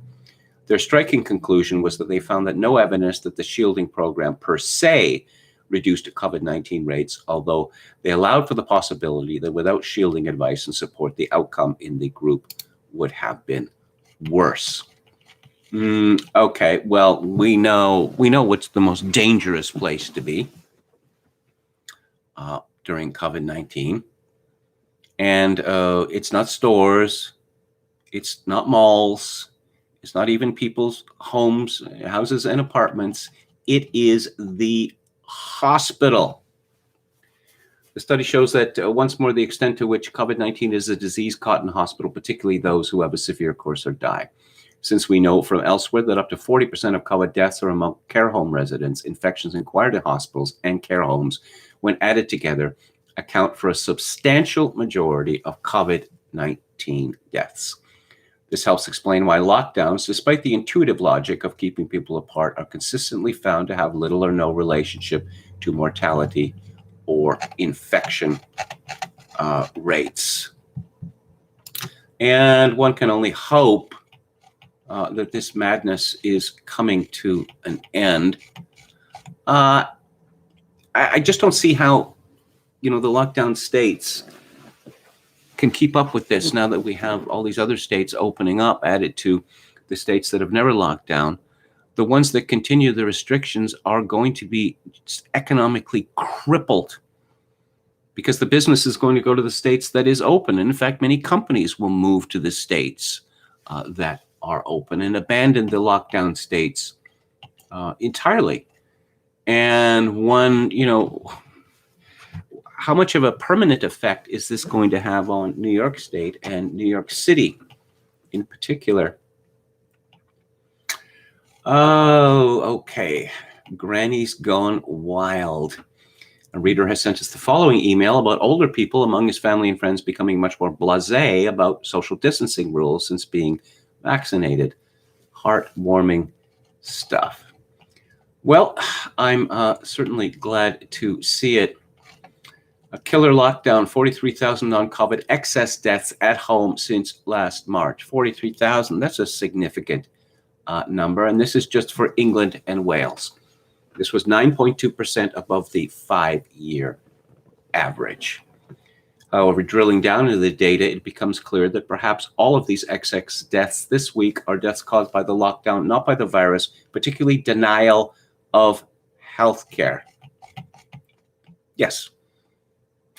COVID is a disease, but there are many other diseases. And to say that, one disease is important and the other diseases are not, and we're not going to treat the other diseases, well, you can see where that was going to end up. Well, I could see where it was going to end up, and others did. But apparently, our leaders didn't. All of the modeling suggests there will be another COVID surge in England and Wales this year. Professor Chris Whitty has warned MPs. As Toby Young asks, if another COVID surge is predicted for later this year, why are the Nightingale hospitals being closed? That is a very interesting question. 11,000 women could be living with undiagnosed breast cancer following Protect the NHS drive. This is from Professor Carol Sikora. Sadly, I suspect we will be seeing many more of these studies. Late-stage breast cancer is a killer. The diagnosis crisis will cause severe problems for years. And I'm going to move along to Alex Berenson now. Just give me a second. Just a shocking news from the FAA about masks. What's more important, preventing planes from crashing into each other, or forcing people who are in charge of these planes to wear masks? Well, they're talking to pilots in the sky. I know what my answer to that is, but apparently it is not the official one. Yes, the FAA has been requiring air traffic controllers to wear masks when they're talking to pilots. And of course, it's sometimes difficult for the pilots to understand the controllers and vice versa. And now it is, it's even worse. It's even worse now. Alex Berenson murders grandmas for clout. At Theophyte asks, why is Alex Berenson not banned from Twitter yet? He responds, always nice to see cancel culture in its purest form. No need to debate ideas or even point to specifics that might make a case, however weak. Just a scream of shut up, I don't like you. Now somebody do something about it. Well, that's cancel culture. That is the way it works now. It's a very female response. I am outraged. Consider my lived experience. Yeah, well, the universe is indifferent to our lived experience. If you can find a handful of people in the world who actually care about your lived experience, you should consider yourself lucky. And I'm going to talk about a new villain on the American political scene. Well, he's been a villain for some time, but now he's a supervillain, one might say. And this is Senator Josh Hawley. And Molly Hemingway writes in The Federalist, just before the third chapter of How I Became a Famous Novelist, Steve Healy's 2009 satirical novel lampooning the publishing industry, he includes a fake New York Times bestseller list. The number 4 nonfiction slot goes to Needs Improvement in All Areas, an attack on President George W. Bush, written by his former kindergarten teacher. That happened for real today when the New York Times broke the news that an administrator from Senator Josh Hawley's middle school disapproved of his politics. Barbara Weibling is quoted condemning her former middle school charge. Left unsaid by the New York Times is that Barbara Weibling is a left-wing activist. She is a small but committed donor to Democrats, and a perusal of her Facebook page shows she's not exactly an unbiased educator. Her avatar is a flattering portraiture of Vice President Kamala Harris in the foreground, with President Joe Biden in the background. She posts about her strong dislike of Fox News, where Hemingway is a contributor, and love of Russia collusion conspiracy theorist Rachel Maddow of MSNBC. She posts outlandish left-wing claims from a group called Occupy Democrats und so weiter. As silly as the whole thing is, the Times' Elena Plott and Danny Hakim debased themselves further by, and I'm in no way joking here, asking Hawley's high school prom date for her thoughts. I've been very disappointed to see who he has become, said Kristen Reuter Thompson, who was depicted here in an online fundraiser from a few years ago with her family. This woman, the prom date, appears to be a lesbian, although I may have been misgendering this person. Certainly alphabet people, no question about it. Hemingway writes, the entire construct of the article is a joke. People may want to ask Plott and Hakim's prom dates or playdate partners about how they feel about their old acquaintances working for a publication that goes after people in this matter. I'm sure their non-leftist buddies, if they lived in diverse enough circumstances to have any, would find it objectionable and embarrassing that they work for a publication that published this article, much less the error-riddled agitprop of the 1619 Project, and that allowed the founder of the 1619 Project to spread conspiracy theories without repercussions, fired Don McNeil for offending privileged teenagers, drove Barry Weiss out of the publication for failing to adhere to even more leftist thinking, allows Taylor Lorenz to make up stories on the regular against her political targets, published op-eds from Russian collusion conspiracy theories. Louise Mensch. Is Louise Mensch disappeared? I don't think I've seen that name. I haven't come across it, on Twitter for something like 2 years. Nearly imploded over a Republican senator offering an op-ed that had majority support in the country regarding the use of the military to quell riots, ran wild with shameful Brett Kavanaugh conspiracy theories and a million other embarrassing editorial choices. The 5,000-word hit piece, 5,000 word, also talked to a college rival called Irina Manta. She is a law professor who regularly retweets the most discredited Never Trump enthusiasts, while her criticisms for the article are about her view that he didn't work hard enough as a volunteer event planner during college. Yes, really. She has also repeatedly criticized his wife in a manner reminiscent of Mean Girls. She was surprised Aaron Hawley married her children. After left-wing activists harassed Aaron and her children at their home, Manta was upset that she spoke against such harassment, repeating the left-wing talking point that legitimate concern about lack of election security is a big lie. Manta would not let her obsession with Aaron go. For whatever it's worth, Manta found herself accused of racist attacks on her neighbors She led a campaign to stop fireworks from being launched in her New York neighborhood, earning her the sobriquet Ditmas Park Karen. Local activists said she was part of white gentrifying forces who merely give lip service to Black Lives Matter while calling the police on actual Black neighbors. Once again, if these people think that they're groveling to BLM is going to save them when the revolution comes, they are sorely mistaken. Hemingway writes, Plot and Hakeem, who seem to have regurgitated the same article when it was written previously by other media outlets, mention Hawley's time as Attorney General of Missouri, but they don't mention that he sued multiple opioid manufacturers for fraud, obtained more than $32 million in restitution for Missouri consumers, or that he investigated tech giants Google and Facebook on antitrust and consumer privacy issues. Well, I guess this is a high-low matchup here because Reason Magazine is very, very upset with Josh Hawley. Peter Suderman, the amusingly named Peter Suderman, has a piece called Josh Hawley's Toxic Populism is the Senator's Authoritarian Grandstanding the Dark Future of the GOP. Okay. So the tired argument is made in this piece, which goes on forever. It may be more than 5,000 words. Maybe it's 10,000 words. It just never stops. That Hawley is a hypocrite for standing up against elitists because he is an elitist himself.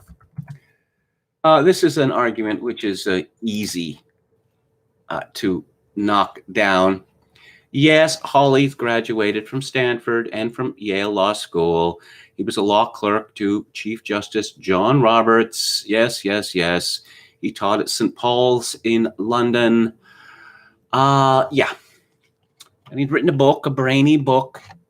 Yes, he has attended elite institutions, but he is not a member of the elite, because if he were a member of the elite, he would not be attacked in the savage manner that he has in Reason and the New York Times and elsewhere. Very shortly on this live stream, we will be talking about Pareto's circulation of the elites and in the error that the dominant elite makes when it stops the circulation. There is no alternative elite allowed in America, and the views of the elites become ever more circumscribed. This is, as they say, fragile and not robust. Oh, apparently Josh Hawley is a mercantilist. I just love that. I was reminded reading the book I'm going to be talking about on Friday, A Libertarian Walks into a Bear.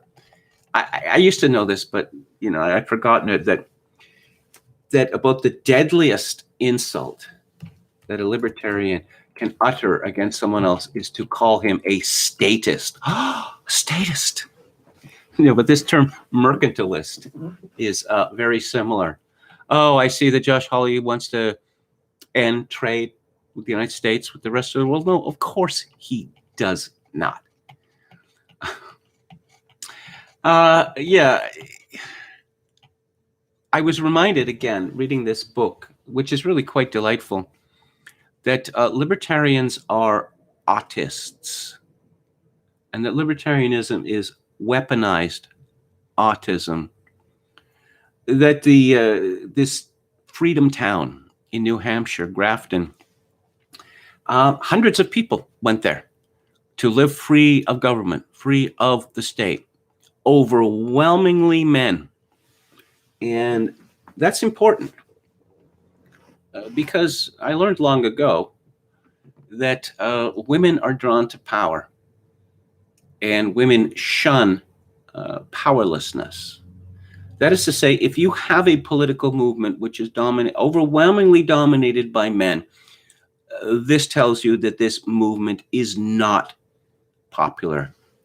Such is the libertarian movement.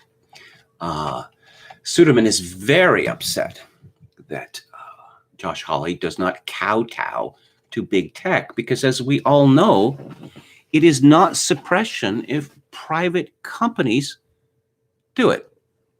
This is really begging the question, because, when the founding fathers came up with the First Amendment, did they say to themselves, we're just going to deal with threats to speech and assembly and the like from government?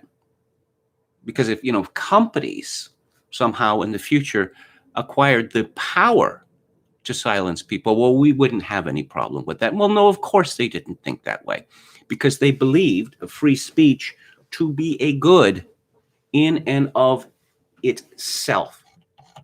I looked in the comments here, and there's a particular, the usual nonsense about Section 230. It has nothing to do with the distinction between publisher and platform. No, it has everything to do about it. And you can easily find 47 U.S. Code, Section 230, online, protection for private blocking and screening of offensive material.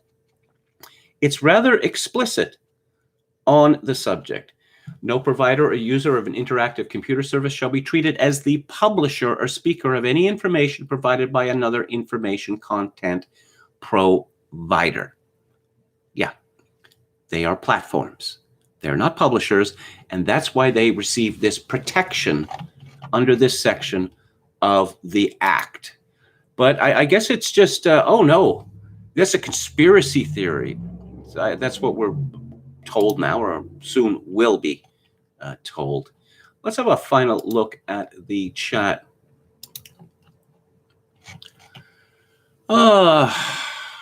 KMG, Hawley may be a class traitor. The good time, says Ogun's Iron. Yeah. Surveys have shown consistently that libertarianism enjoys the support of 1 to 3% of Americans. Now, it's pretty shocking to me that a movement which carries water for woke capital and insists upon the immiseration of Americans to the benefit of foreigners would be so unpopular, but there we have it. Libertarians are 95% white and male, says Steve. They somehow think that they can convince blacks and Guatemalans to read Mises and embrace the non-aggression principle. Well, again, reading this book, which I'm going to be talking about Friday, I had forgotten. I used to be a libertarian. I was a young man, okay? I was really quite young. A teenager, early 20s. Very early 20s. And I had forgotten libertarian arguments. I don't mean quarrels, I mean arguments. We're arguing about this now? And how far do you want to take this? And it's just, I don't know. The thrill of being obtuse. I think that's the best way that I can describe it.